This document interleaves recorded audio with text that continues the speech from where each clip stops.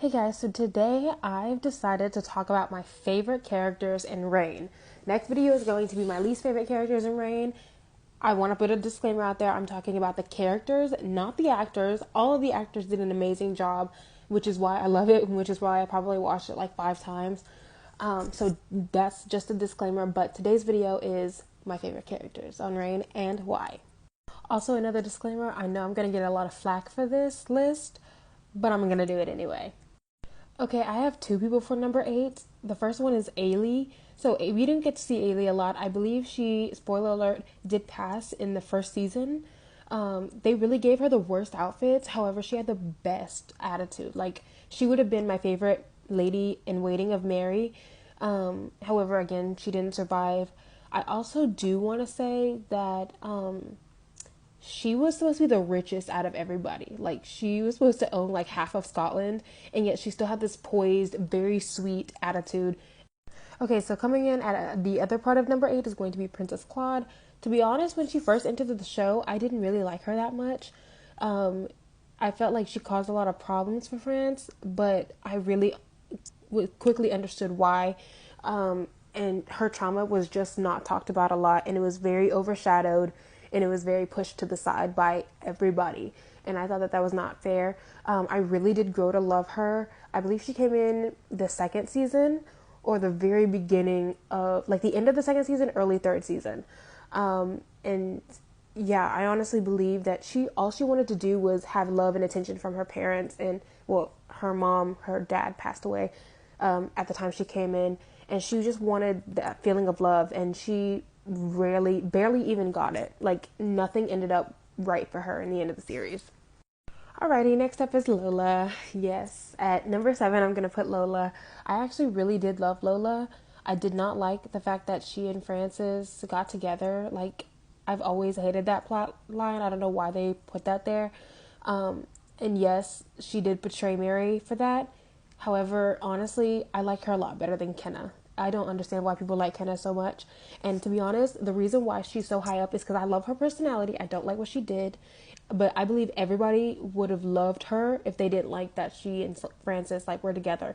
And no one ever held Francis to the status that they held her at. First off. Second off, she literally died for her queen, and her country. Like, she redeemed herself. Again, didn't like what she did, but whatever. This is my man. This is my man. Look, let me cover her up because no.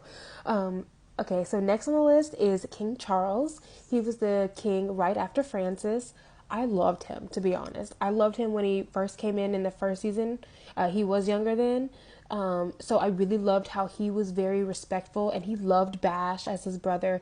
He took Mary in and was like her first friend in France when she came back from the when she came back. And so he was always amazing. Again, though, with the Valois children trauma, his was completely overlooked. Like, the only reason why he got better in the end is because basically they told him, like if you don't step up and be king, then we're all going to lose our land and our property. It's going to be about me, so they never gave him the love and respect that he deserved. Like, he was going through a lot, and I will do a separate video on him because, again, I love him so much. But yeah, Spencer, what was his name? Spencer McPherson, I think. He did an amazing job on this, and I really loved him. She was not good for him. I would have been better. Next on the list is Mr. Gideon. Okay, look. He was introduced season 3 or season 3, I believe, after Francis passed away and before Mary went back to Scotland, so it had to be season 3. He is awesome. Like, him and Mary, he came too close after Francis passed. However, he was literally what Mary needed.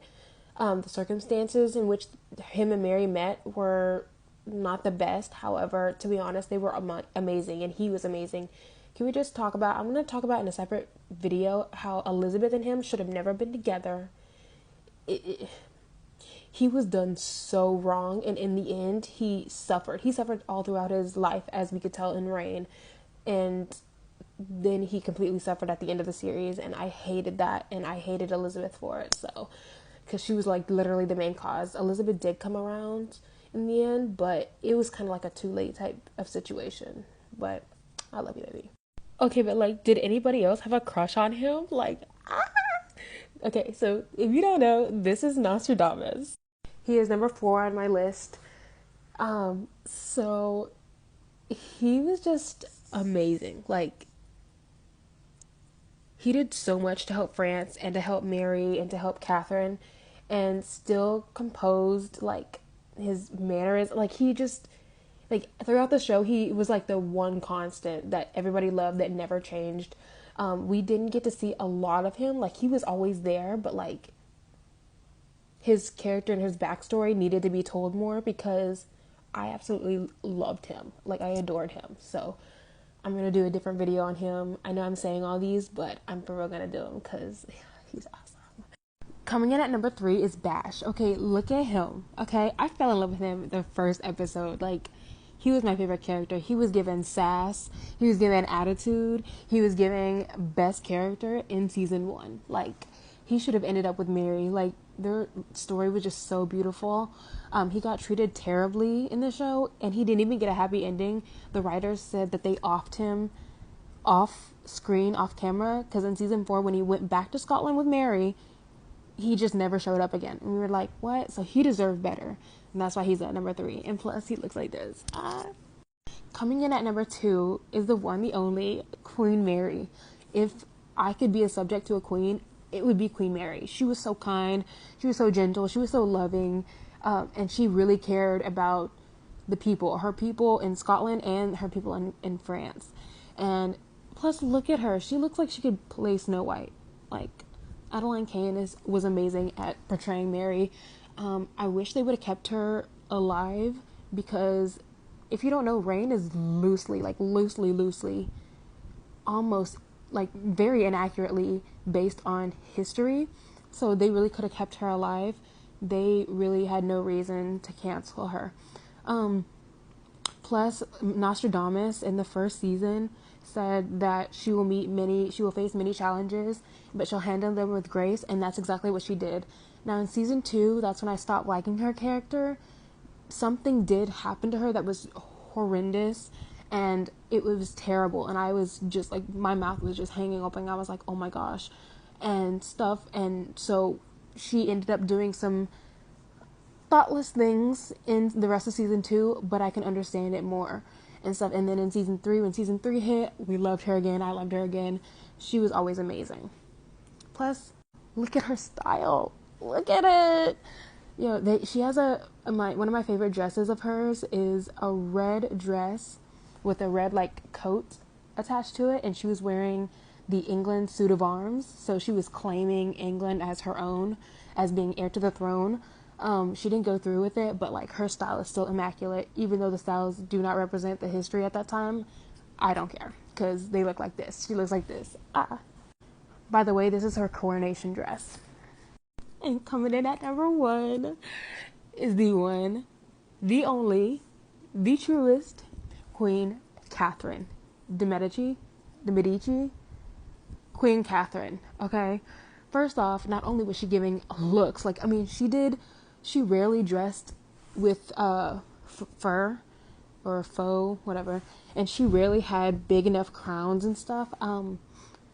And the reason why she didn't have big crowns all the time, like, this is the reason why it's one of my favorites, is because her head and her neck would hurt so much from carrying the show, you know, because that's what she does. She carries. She's cunning. She's intelligent. She serves looks. And she was just protecting her family. In the first episode, maybe to episode like 3 or 4, I really didn't like her character until I realized that she was doing what she was doing to protect her family. And especially when Mary and Catherine became like a mother and daughter duo, I loved them even more. Okay, so I've talked about this in a different video, but this is my favorite outfit by her. Like, I mean, cape back here, big crown. Again, she doesn't really wear a lot of big crowns. And her hair is curled and down. She usually always wears her hair up. And so season 1, Catherine had the best looks. And I thought, oh my gosh, they're going to downplay it. No, they did not. Okay. She was going out with a bang until season 4. And that's when season 4 ended. And I was like, oh. She said history is written by the survivors and that she is truly that, and that's my favorite quote by her.